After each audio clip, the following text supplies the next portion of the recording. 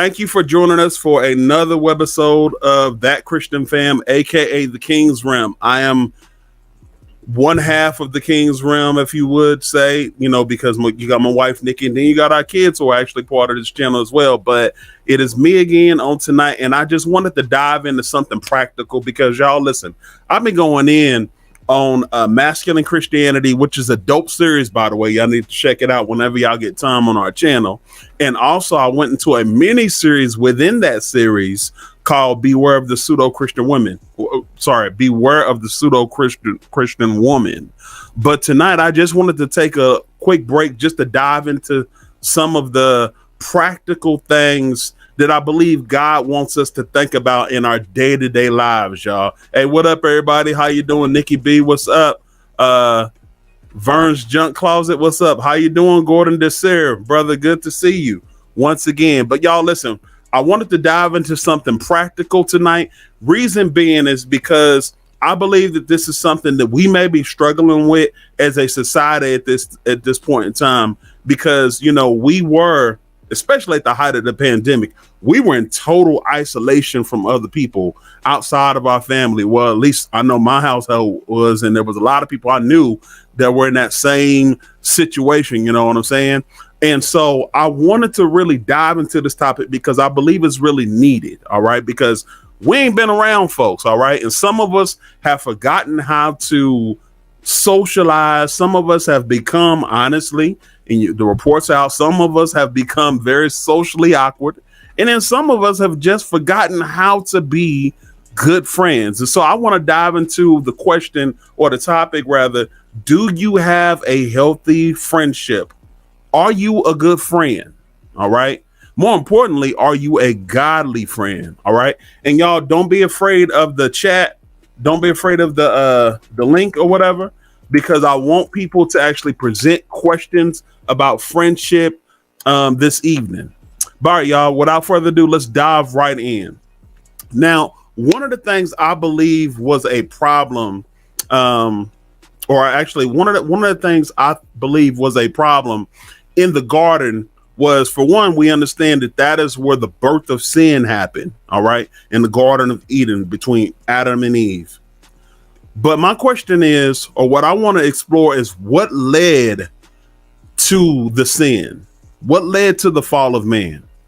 And in reading the scriptures, I was able to discover that what led to the fall of man, or what led to the birth of sin, was solitude.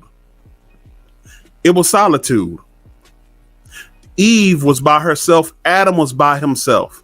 This is why Jesus said, this is why God said in the beginning, when he created God and when he created man and female, he looked at Adam.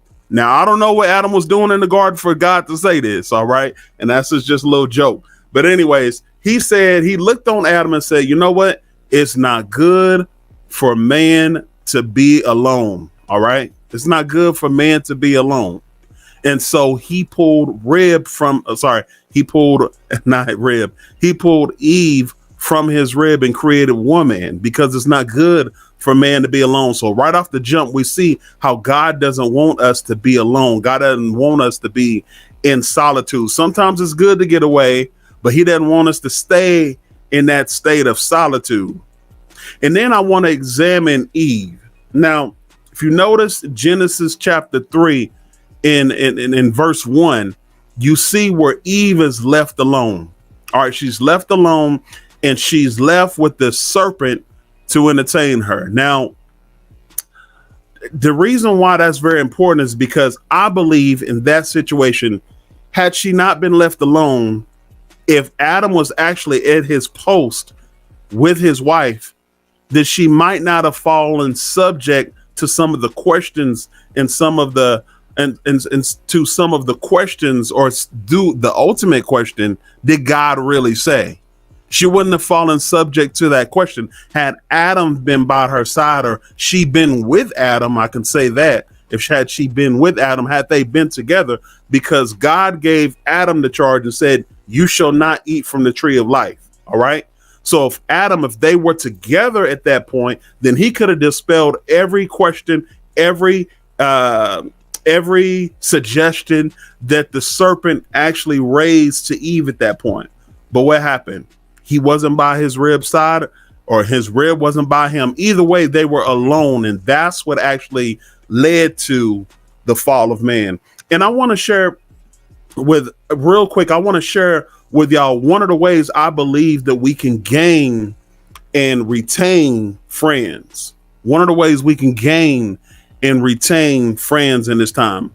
When someone, let's just take basic conversation for example.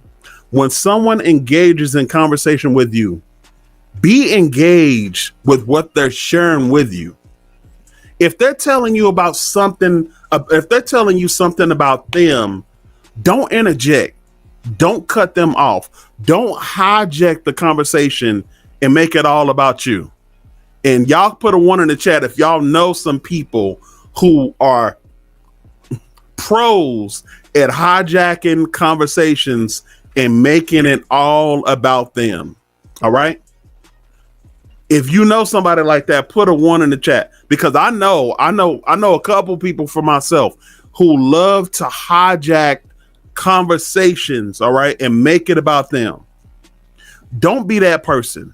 Don't be the hijacker, because nobody wants to be around them. People tend to avoid people who like to hijack conversations and turn it back on themselves. Be engaged, be interested in what someone's telling you. All right. Don't check out. Don't make it about yourself. Don't turn it away from them. Keep it on them, because they're telling you something about them. All right. The second thing I want to actually bring up is don't one up your friends. All right. And we've all been in those situations where you had that one friend that likes to one up you. It don't matter what you tell them. You could have told them, you know what, man, we went outside and we put a steak on the grill. And they'd be like, before you can even finish, you're like, well, you know what we did? We had steak and we had shrimp and we had chicken. We had all. Stop wanting up your friends. If you take a trip and you telling them about a trip, or they're trying to, or someone's telling you about a trip they took. All right. Don't one up your friends. Well, you know what? By the way, we got a vacation ownership and this, that, and the other. And we take trips out. Don't be the person that one ups the other person. All right. Don't one up people. That's not cool. That's not how you make friends. And this is just something that we actually can explore, that is talking about basic conversation before we even get into friendship. Basic conversation says, I dated one up. Yeah. Ooh, Nikki B, I feel bad for you. Well, yeah. Well, actually, in a roundabout way, I don't feel bad because you got Brian now. But anyways, I feel bad for you. You said I dated a one-upper. I dated somebody like, oh, that's the worst. Oh, that's the worst. Let me put it on screen. Let me put it on screen. If I can. There we go. Yeah. Horrible. Horrible. Yeah. Don't envy. Amen. Don't envy. Sir. That's right. Don't envy. That's a very good point. But I want to share with y'all real quick. I want to share with y'all 5 crucial questions I came up with as to how to gauge if you're a good friend, or if you're even a friend at all. All right. If you're a friend at all. All right. And make sure that y'all, envy leads to betrayal. Amen. Envy leads to betrayal. That's good. That's good. That's good. But yeah, real quick, y'all, I want to ask 5 crucial questions. All right. Number 1, do you impart wisdom into your friends? Do you impart wisdom into your friends? Do you tell them? First of all, let's go to the scripture. It says Proverbs 13:20 says, whoever walks with the wise becomes wise, but the companion of fools suffers harm. Do you impart wisdom into your friends? Do you try to share with them? If you have any wisdom, do you try to tell or share that wisdom with your friends? Do you try to share good things with your friends? Do you try to keep them out of harm's way? I understand we're grown. All right. So, there's only so much you can't do hand holding. All right. But if you know of some imminent danger, you know of some things that they might need to stay away of. And if you have intel, you have information on it, it's only right for you, or it's only natural for you to tell them, hey, you know what? I don't think you should do this, that, and the other. Can you impart wisdom into your friends? Are you that friend that is courageous enough to tell your friend what they need to hear? Or are you that coward that just tells them what they want to hear? Ask yourself, because there's a lot of people say, oh, no, I'd never be that. But those same people who say they will never be that, you watch them and for show enough, they're the people who never tell the person what they need to hear, and they just tell them what they want to hear. All right. One of the ways to gauge if you really have a true friendship is if you can actually tell someone what they need to hear, even if it's hard to say, even if you're afraid of the outcome that comes with you telling them. Listen, let me tell you something. If I'm a friend, like me and Brian, that's my best friend. That's my dude, right? This is Nikki B's husband. That's my dude. All right.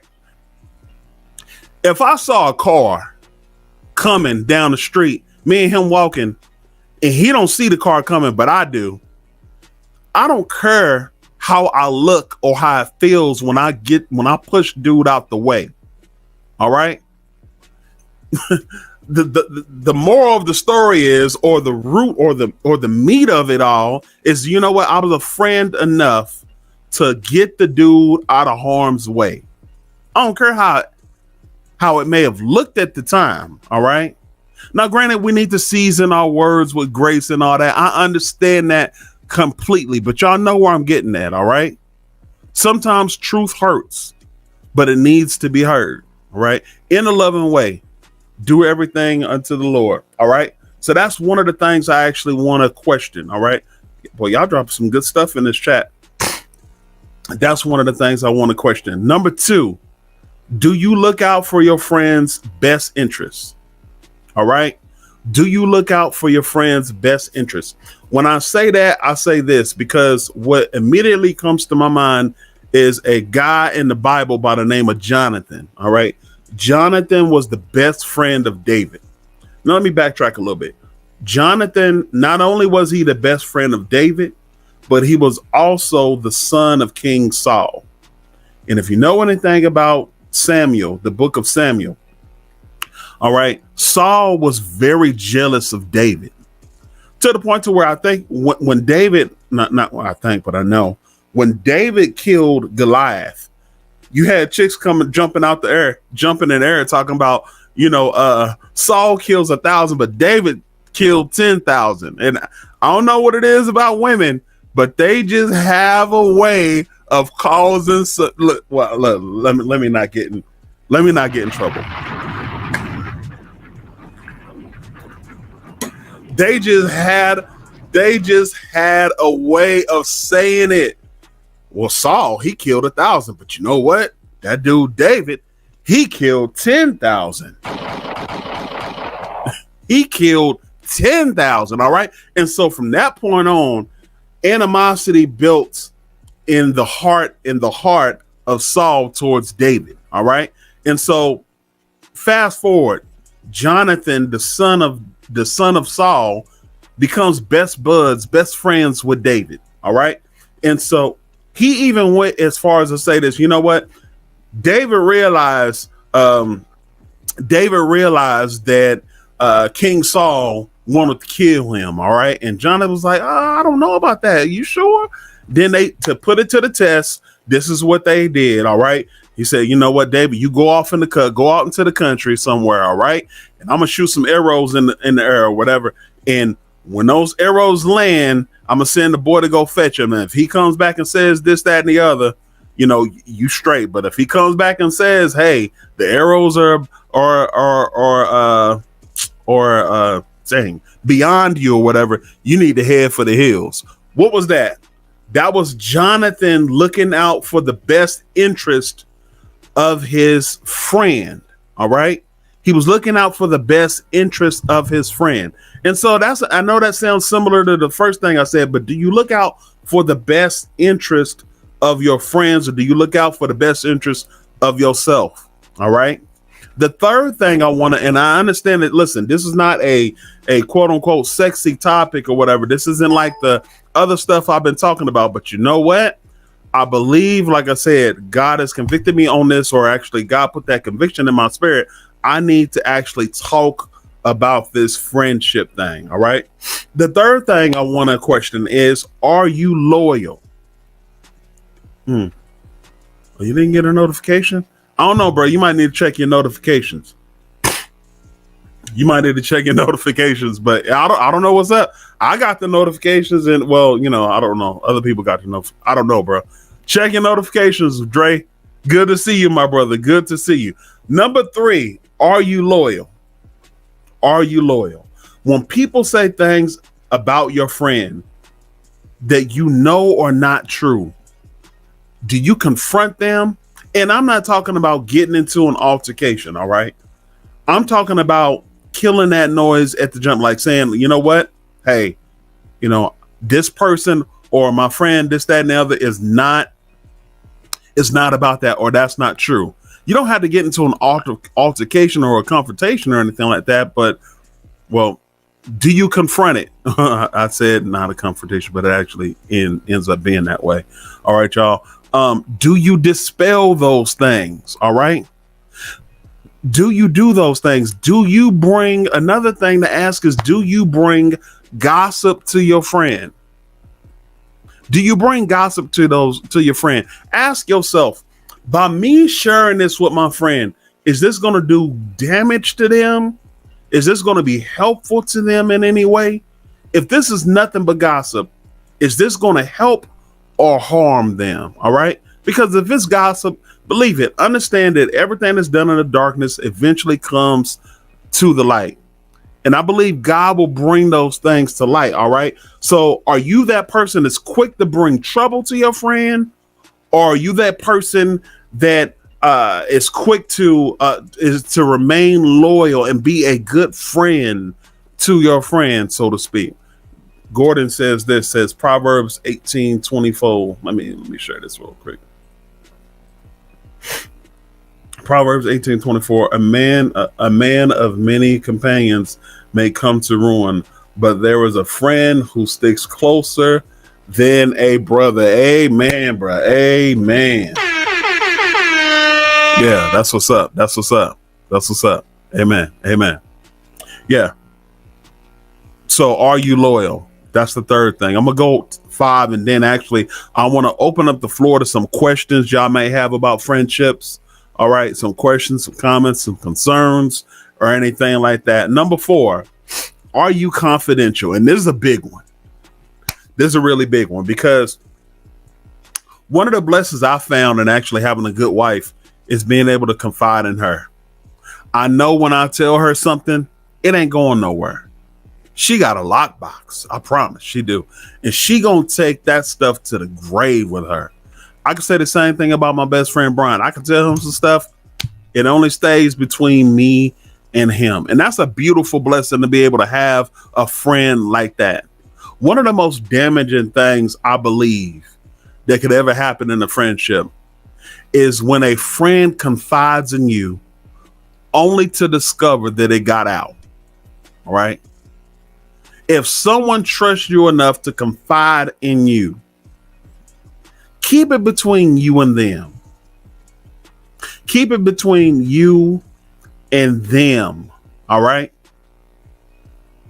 Because here's the thing. There's going to come a time and you're going to have to confide in them. And it hurts. And it hurts for you to tell someone something, and then you find out that it got out knowing you only told that one person. All right. It hurts. Now, we're not talking about if they're doing something that's going to cause harm to them or harm to someone else. We're not talking about stuff like that where you need to, you might need to notify someone if someone's talking about harming themselves or someone else. But I'm talking about the other stuff. All right. The stuff that they confided in you in, and they don't want it to get out. All right. Trust and believe. It's not worth ruining a friendship over over the fact that you got diarrhea of the mouth. You know what I'm saying? For lack of better terms. Logorrhea, I believe it's called. Number 5, do you support their efforts? And that's a big one, y'all.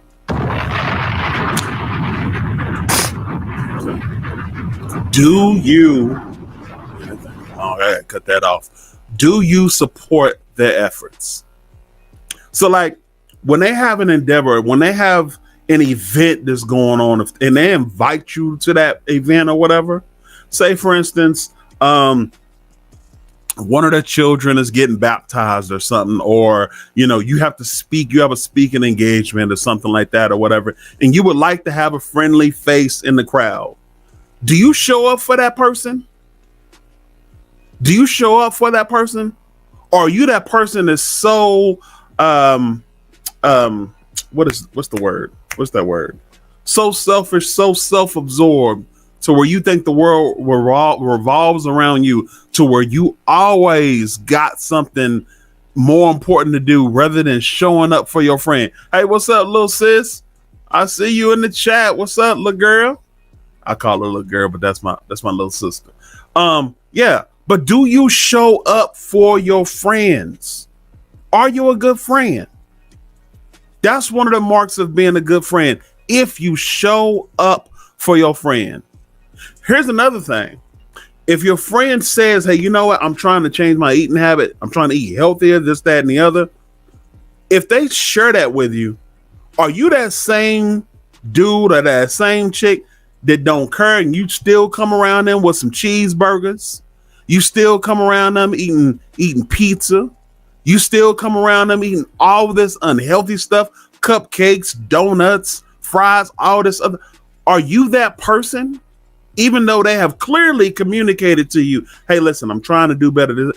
Ain't nobody saying, listen, we all grown. You can go eat, whatever you want to eat when you ain't around them. But if you're around them and they said, hey, listen, I'm trying to practice a healthier lifestyle.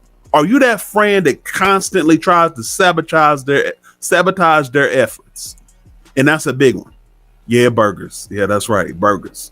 Big ones too. 3 stacks. Trace. Yeah. Here's another one. Here's a practical example. Now listen, I don't drink, but I know people that drink or whatever, and they share with me or whatever that they have friends to where they express, hey, listen, I don't want to drink, or I'm trying not to drink, or I don't want to drink anymore, this, that, and the other. Are you that friend that says, oh, well, listen, I don't want to drink alone. It's no fun drinking alone. Wait a minute. We're supposed to be friends. That person just told you they didn't want to drink. That person just told you that they're trying not to drink anymore.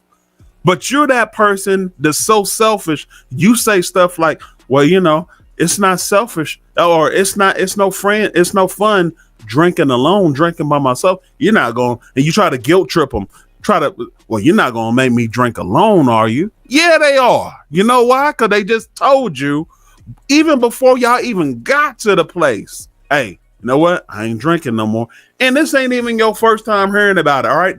They've been telling you, hey, listen, I don't drink no more, or I'm not going to drink. I'll go, to this restaurant with you, but I ain't drinking no more. And then you still order Moscato by the pound. All right. All right. You know what I'm saying? Are you that person? Are you that person? Ain't nobody got time for that. Are you that person that is so self-absorbed to where you only think about yourself and you never show up for nobody else? Y'all put a 1 in the chat. Y'all put a 1 in the chat if y'all know people like that. Put a 1 in the chat if you know people like that are so self-absorbed to where they don't think about nobody but themselves. Because here's the thing, I got news for y'all. All right. If that's that person, if you got that person in your life, they're not a friend. Matter of fact, if you're that person, you might want to look in the mirror and examine if you're a friend. Somebody said, let's see, I hate when, let me look here.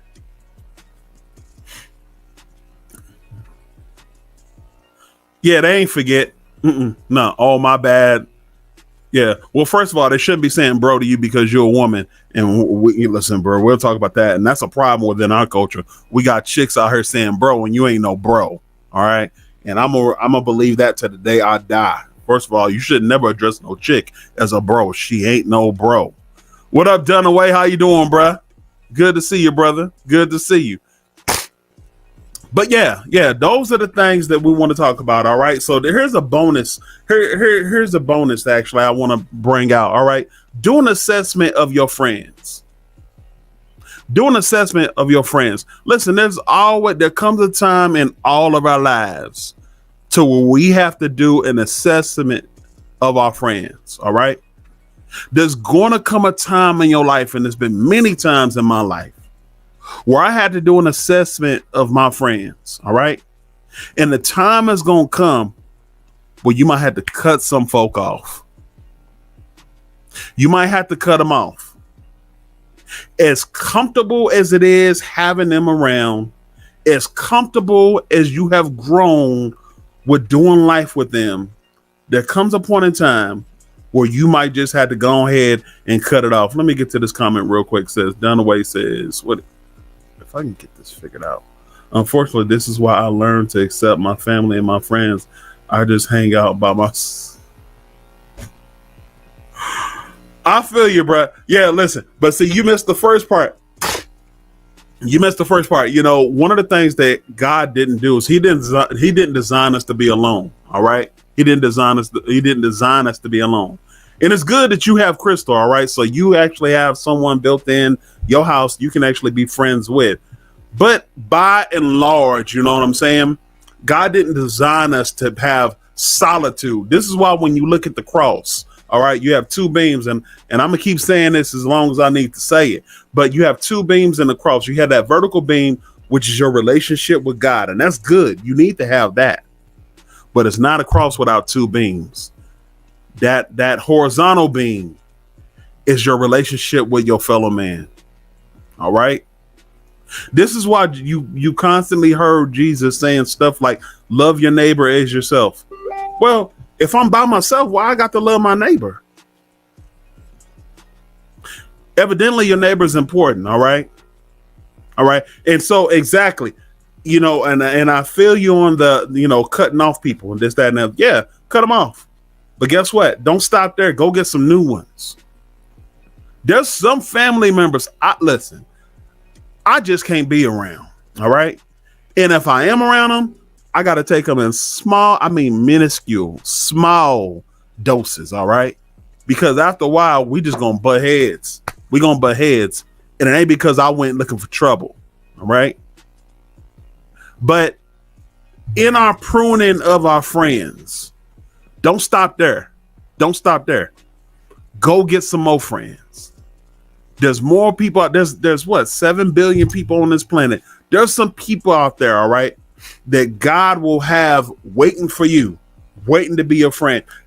And this is why I say we need to do an assessment on our friendship, all right? First, I'm sorry, y'all, my allergies acting up. I apologize. But listen, 1 Corinthians 15:33 says, do not be misled. Bad company corrupts good character.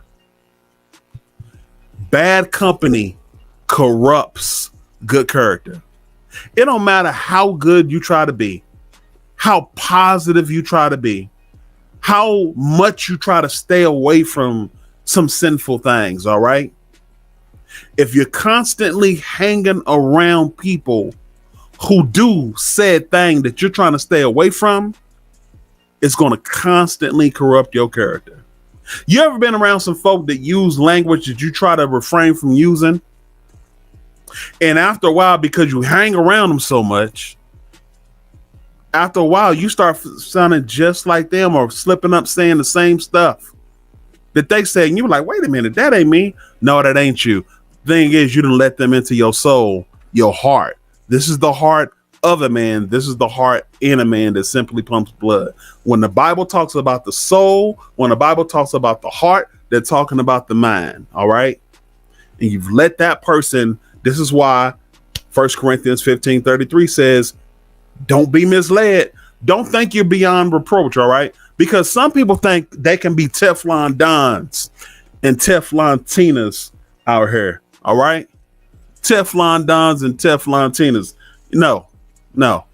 You're not above reproach, all right? Bad company corrupts good character, all right? And so if you're that person and you've been wondering, dang, I don't know what I should do, I don't know how I should cut this person off, here's the way to do it. Just cut them off. I've had hard conversations in my adult life where I've told people, you know what? Deuces. I just can't do it. And I told them why I couldn't do it. But because some of us, we need to, y'all check out this video I got about codependency. Some of us are so codependent on other people that we do things to our detriment. We do things to our detriment. Stuff that means us no good, and we know that person means us no good, this, that, and the other. Stuff that we know we should refrain from. We hold on to it because we have a problem with codependency. A couple months ago, I did a video on codependency. Y'all check it out. Y'all check it out when you get time. But listen, y'all, that's all I got. That's all I got for now. But if y'all have any questions or comments, please drop them in the chat. If you want to jump on real quick and just dive into the conversation, you want to cam up real quick, there's the link once again. But yeah, man. Yeah. This is a dope conversation. I appreciate y'all for coming in, for actually putting up with me once again. I appreciate it. I don't take anything for granted. We want this channel to continue to grow. Y'all, we are trying to hit, we're prayerfully, by the end of this year, we want to hit 5,000 subscribers. And here's the thing. We're not going to chase subscribers, all right? We don't want people. There's a lot of people who watch our lives and they watch our videos, but they're not subscribed. If you're not subscribed, go ahead and subscribe to the channel, all right? But we want people here who want to rock with us, all right? Who want to build with us, because we're all about lifting the kingdom. Even though sometimes us building the kingdom doesn't look the way you want it to look, trust and believe that is at the center of our heart, because God is first and foremost. All right. So y'all help us out. Help us continue to grow this channel. Matter of fact, don't just watch this live. Go tell a friend about our channel. Say, you know what? There's this dope brother and sister down in Dallas, Texas doing their thing. Hey, you might want to check this out. Share our link. Share our channel with other people, all right? We need good things. We need positive things in our community to spread like wildfire, because wildfire, all right? Because we're constantly showing the negative. Let's show some positive things. If nobody has anything to say about friendship, this, that, and the other, I appreciate y'all for rocking with me. It has been dope. I'm getting back to my family. Y'all take care. 7 senses, real me.